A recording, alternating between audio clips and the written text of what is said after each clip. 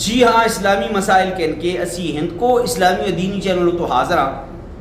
بعض علاقیاں وچ لوگ کے کر دن نماز پڑھ کے نماز پڑھنا تو بعد امام صاحب مصلی ہوتا بیٹھے دے ایک جلدہ ہے امام صاحب نال سلام کرتا ہے ایک نمازی جلدہ ہے جل کے امام صاحب نال مصلی ہوتا سلام کرتا ہے اور ادھر سلام تو فارغ ہو کے پھر آپس وچ ایک دوسرے نال ہر نماز تو بعد یا فجر اور عصر دی نماز تو بعد ایک دوسرے نال سلام کرنا ضروری سمجھ دیں سلام تو بغیر وہ مسجد چوں نہیں نکل دے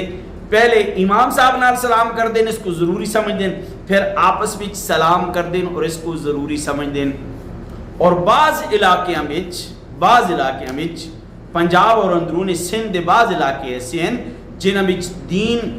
تو لوگ واقف نہیں ان علاقیاں وچ ہر نماز تو بعد لوگ ملاقات کر دیں معانقہ کر دیں لوگ ایک دوسرے نال گلا مل دیں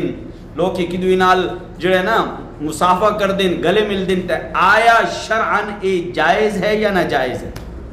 آیا شرعن اے جائز ہے یا ناجائز ہے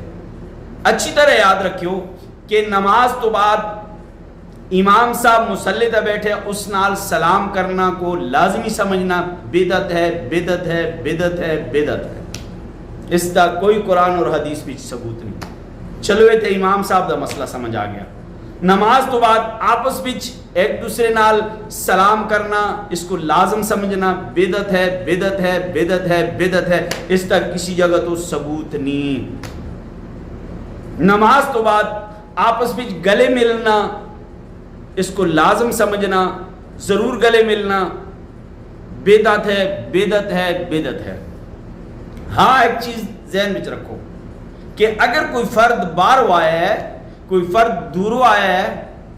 یا ایک دو ہفتیاں تو بعد آیا اس نال تسی مل دیو اس نال سلام کرو اس نال مصافحہ کرو اس نال معانقہ کرو اس نال گلے ملو اس اتا ممانعت نہیں اے منع نہیں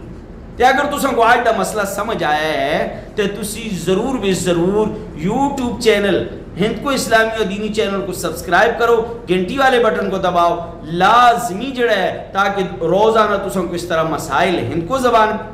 بھی تساں کو مل جلن